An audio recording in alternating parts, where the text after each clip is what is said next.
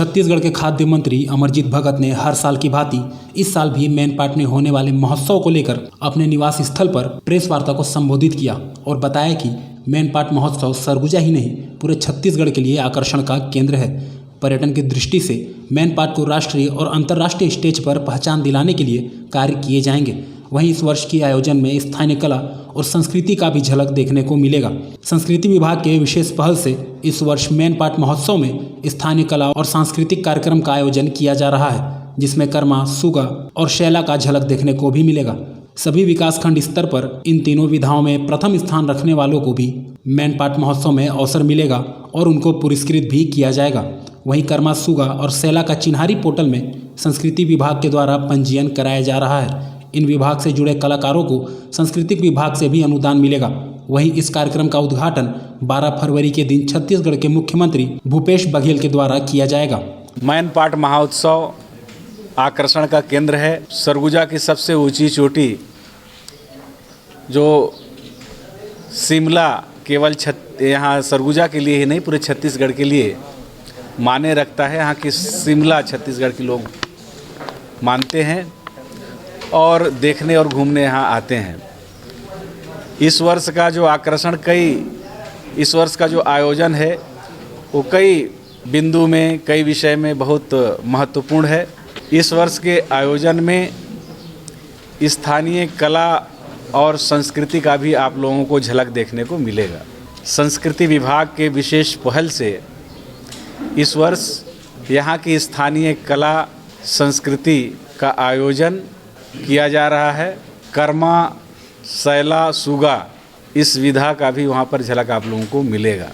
सभी विकासखंड स्तर पे इन तीनों विधाओं के जो प्रथम स्थान रखने वाले टीम रहेंगे उनको मैनपाट में स्थान मिलेगा, उनको अवसर मिलेगा और उनको पुरस्कृत किया जाएगा। हर साल की तरह इस बार भी सरगुजा में मैनपाट महोत्सव का आयोजन किया जा रहा है, लेकिन इस बार कोरोना वायरस का ग्रहण लगा हुआ है, जिसे बचने के लिए केंद्र और राज्य सरकार ने कई तरह के गाइडलाइन जारी की है। हालांकि कोरोना वैक्सीन आने के बाद लोगों में कोरोना का भय नजर नहीं आ रहा है। इस बीच मैनपाट महोत्सव का आयोजन और यहां आने वाले लोगों की भीड़ को कोविड प्रोटोकॉल का पालन कराना एक बड़ी चुनौती होगी। दरअसल छत्तीसगढ़ के शिमला कहे जाने वाले मैनपाट के खूबसूरत पर्यटन को बढ़ावा देने के लिए 12 से 14 फरवरी तक 3 दिवसीय मैनपाट महोत्सव का आयोजन होने जा रहा है। इस दौरान राज्य भर से लोगों का मैनपाट में आगमन होगा, लेकिन इस बार देश में कोरोना का संकट छाया हुआ है और इस बीच मैनपाट महोत्सव जैसे बड़े आयोजन पर सवाल उठाना लाजमी है। इस मसले पर राज्य की संस्कृति मंत्री अमरजीत भगत का कहना है कि जब कोरोना वायरस का प्रकोप ज़्यादा था तब बिहार चुनाव, दिल्ली में किसानों का आंदोलन और अब पश्चिम बंगाल और असम में चुनाव होने जा रहे हैं। बड़ी बड़ी सभाएं हो रही हैं। ऐसे में सिर्फ छत्तीसगढ़ के आयोजन के बारे में ऐसा बोलना उचित नहीं है। आयोजन सरगुजा में पर्यटन को बढ़ावा देने के लिए स्थानीय स्तर पर मैनपाट का महत्व को विकसित करने के लिए और राष्ट्रीय और अंतर्राष्ट्रीय स्तर पर महत्व और पहचान दिलाने के लिए किया जा रहा है। आज से पहले जब कोरोना का ज़्यादा कहर देखने को मिल रहा था, उस बीच बिहार चुनाव कराया इन्होंने। अभी दिल्ली को चारों तरफ से लोग घेर के रखे थे, किसान अपने अधिकार, अपनी मांग को लेकर के आंदोलनरत थे, अभी भी घेरे हुए हैं। कितने किसानों की जान चली गई।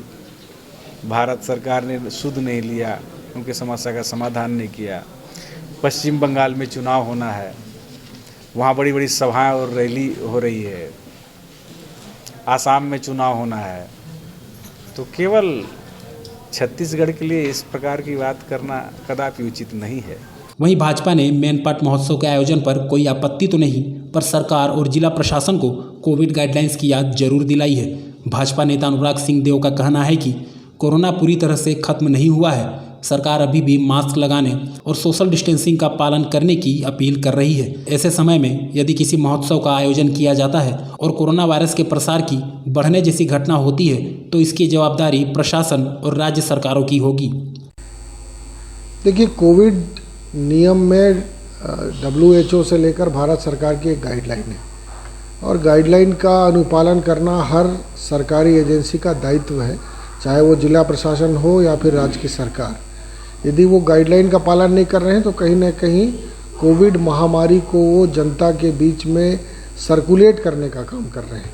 तो ऐसे उत्सवों को हमेशा ध्यान रखना चाहिए कि जो गाइडलाइन है, या तो कोविड पूरा ख़त्म हो गया हो तब ये हो सकता है, या फिर जब गाइडलाइन में शिथिलता आ जाए तब ऐसा किया जाना चाहिए। यदि जिला प्रशासन ऐसा कर रहा है तो आने वाले समय में यदि कोई भी ऐसी दुर्घटना होगी तो उसकी जवाबदारी जिला प्रशासन की और सरकार के मंत्रियों की सीधी सीधी होनी चाहिए। कोरोना काल के दौरान इतने बड़े महोत्सव के आयोजन को लेकर लोगों के मन में कई तरह के सवाल उमड़ रहे हैं। ऐसे में जिस जिले में इतना बड़ा आयोजन हो रहा हो और प्रदेश के स्वास्थ्य मंत्री उसी जिले से हों तो उनसे सवाल पूछना जरूरी हो जाता है। आप खुद ही सुनिए स्वास्थ्य मंत्री ने क्या कहा। अभी भी एहतियात बरतने की ज़रूरत है किसी भी पब्लिक फंक्शन में, और जिला प्रशासन को देखना चाहिए कि जहां खुशी भी मनाना चाहिए। कोविड के समय के लिए भी मानसिक तनाव कम होना एक अच्छी बात है, लेकिन दूरियां बनी रहे। बैठने की जो व्यवस्था होगी उसमें ये देखना चाहिए कि एक तो बिना मास्क इत्यादि के लोग ना दिखे वहाँ, और पास आना जाना जितना कम हो सके। बड़ा कठिन काम है मेला जब आप लगाते हैं। प्रशासन ही बुला रहा है, प्रशासन को ही व्यवस्था करनी है।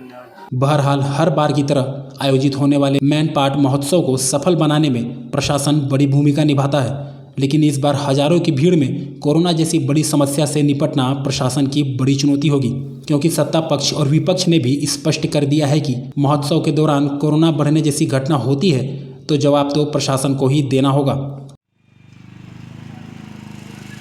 प्रदेश में धान खरीदी शुरू होने के बाद से खरीदी समाप्त होते तक भाजपा कांग्रेस के बीच धान के मुद्दे को लेकर खूब राजनीति हुई। एक दूसरे पर जमकर आरोप प्रत्यारोप लगाए गए, लेकिन बात यहीं समाप्त नहीं हुई। अब खरीदे गए धान के उठाव को लेकर राजनीति तेज हो गई है। इस मसले को लेकर खाद्य मंत्री अमरजीत भगत ने केंद्र सरकार पर ठीकरा फोड़ा और पूरे नियम कानून बता डाले। वहीं दूसरी ओर भाजपा ने इसे सरकार की कमी छुपाने का बहाना बताया। खाद्य मंत्री ने कहा, धान खरीदी में सेंट्रल पॉलिसी ज़्यादा ताल्लुकात रखते हैं। राज्य सेंट्रल के प्रतिनिधि के रूप में खरीदी करती है। पूरे उत्पादन को खरीदना, उठाव और भंडारण करना सेंट्रल एक्ट के तहत केंद्र की जवाबदारी रहती है। राज्य में जो राज्य खपत है, NFSA के तहत जो कार्ड बने हैं, CGFSA के तहत जो कार्ड बने हैं, इन दोनों में जितना चावल का खपत होगा उतना चावल राज्य मिलिंग करवाएगा। शेष जो बचेगा उसका निपटारा करने की जिम्मेदारी सेंट्रल की होती है। आपने जो धान खरीदी के संदर्भ में बात किया, धान के उठाव के बारे में, इसमें राज्य जो खरीदी करती है और सेंट्रल के प्रतिनिधि के रूप में खरीदी करती है। पूरे उत्पादन को खरीदना, उठाव करना, उसका भंडारण करना सेंट्रल एक्ट के तहत केंद्र की जवाबदारी रहती है। राज्य में जो राज्य का खपत है, NFSA national food security act के तहत जो कार्ड बने हैं, छत्तीसगढ़ फूड सिक्योरिटी एक्ट के तहत CGFSA के तहत जो कार्ड बने हैं, इन दोनों में जितना चावल का खपत होगा उतना तो राज्य मिलिंग कराएगा धान का। शेष जो बचेगा उसका कंजम्पशन, उसका जो निपटारा करने का जवाबदारी सेंट्रल की होती है। इधर खाद्य मंत्री के जवाब पर भाजपा प्रवक्ता अनुराग सिंह देव ने कहा कि राज्य सरकार धान खरीदी के मामले में पूरी तरह से फेल हो चुकी है। अपनी कमियों का ठीकरा मंत्री केंद्र सरकार के ऊपर फोड़ रहे हैं। सरकार को PDS के लिए जो चावल की आवश्यकता है उसको उठाव करके कस्टम मिलिंग कराना चाहिए और उसके बाद चावल उठाव की बात करनी चाहिए। देखिए, राज्य की सरकार तो धान खरीदी के मामले में पूरी तरीके से फेल हो चुकी है और अपने कमियों का जो ठीकरा है वो केंद्र सरकार के ऊपर मंत्रियों का फोड़ने का काम लगातार जारी है। जहाँ तक उठाव का प्रश्न है, मुझे लगता है कि पहले सरकार को PDS के लिए जो चावल की आवश्यकता है उसको उठाव करके कस्टम मिलिंग करना चाहिए और उसके बाद फिर सेंट्रल पूल में जो चावल उठाव की बात है वो करना चाहिए। केंद्र सरकार ने पहले ही 60 लाख मीट्रिक टन की सैद्धांतिक सहमति दे दी है कि वो उठाएंगे। अब चूंकि छत्तीसगढ़ सरकार ने धान खरीदी में देरी की है तो शेष सभी राज्यों का जो धान है वो निश्चित रूप से उसकी उठाव की प्रक्रिया पहले होगी और जो देर से धान खरीदी हुई है जिस राज्य की उसकी प्रक्रिया बाद में अडॉप्ट की जाएगी।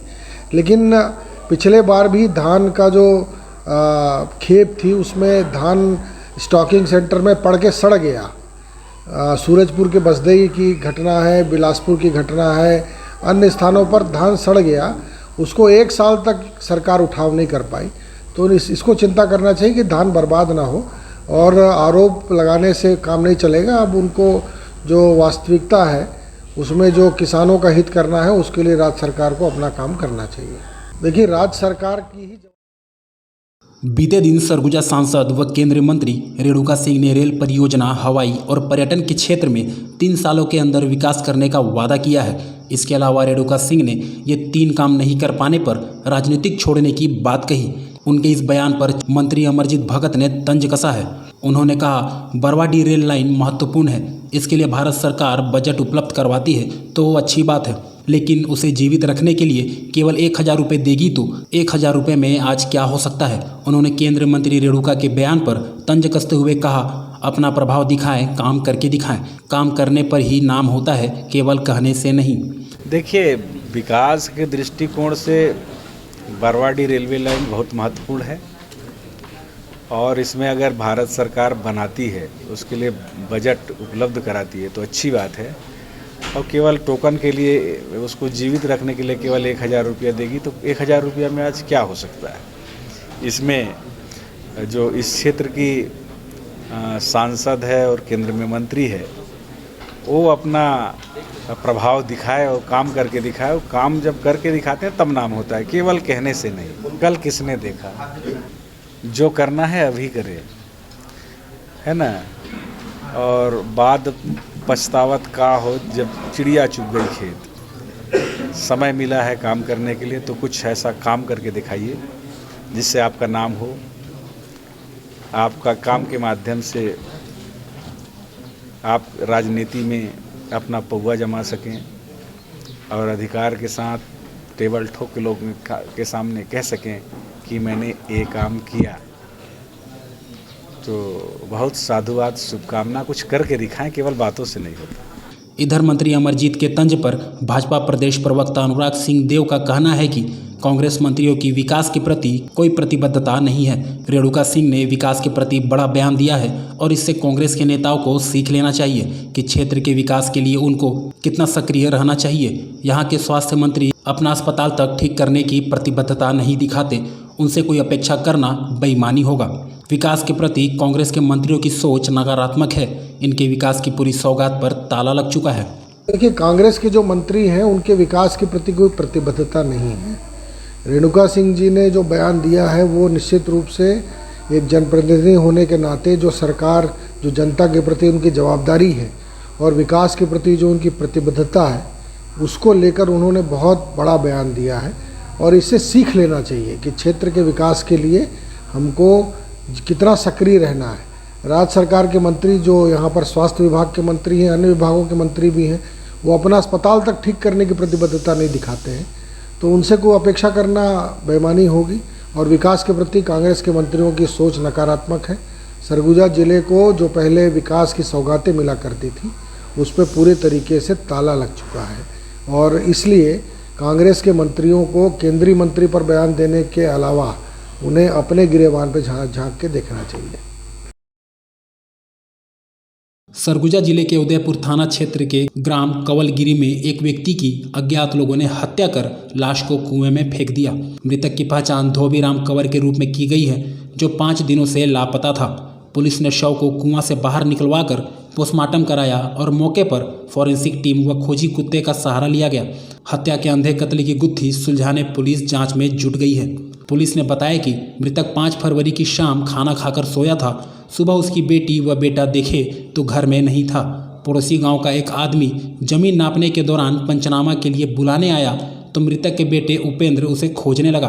2 दिन तक पता नहीं चला तो 8 फरवरी को थाना में सूचना दी गई। वहीं 9 फरवरी को कवलगिरी निवासी महिला नीराबाई के खेत में बने कुएं में उसकी लाश मिली। महिला ने ही लाश मिलने की खबर गांव में सरपंच को दी और पुलिस को इसकी जानकारी दी। इस पर पुलिस टीम मौके पर पहुंची। उसके शव को कुएं से निकाला गया। मृतक के सिर पर चोट के निशान थे। वहीं एक चप्पल कुआं में तैर रहा था तो दूसरा खेत में 15 मीटर दूर मिला। वहां एक गमछा भी पड़ा था और खून का धब्बा भी था, जिसके बाद पुलिस हत्या मानकर जांच में जुट गई है।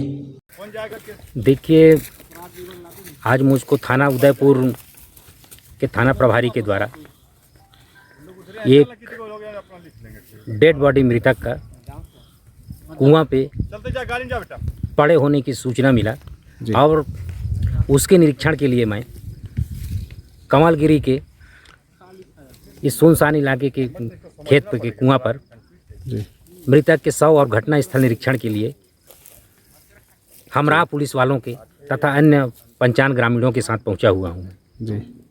मृतक के शव के सिर पे पीछे तरफ जो है धारदार हथियार का चोट है और उससे काफ़ी मात्रा में रक्त निकला हुआ है और वो रक्त जो है खेत पे फैला हुआ है और खेत पे वो मृतक जो है उस चोट से गिर गया। अब गिरने के बाद उसके डेड बॉडी को अज्ञात आरोपियों के द्वारा उसको ढो करके घसीट करके वो कुआं में डंप कर दिया गया है। अब देखिए ये तो धारदार हथियार का चोट है, अभी पोस्टमार्टम रिपोर्ट आएगा वो खुलासा कर देगा।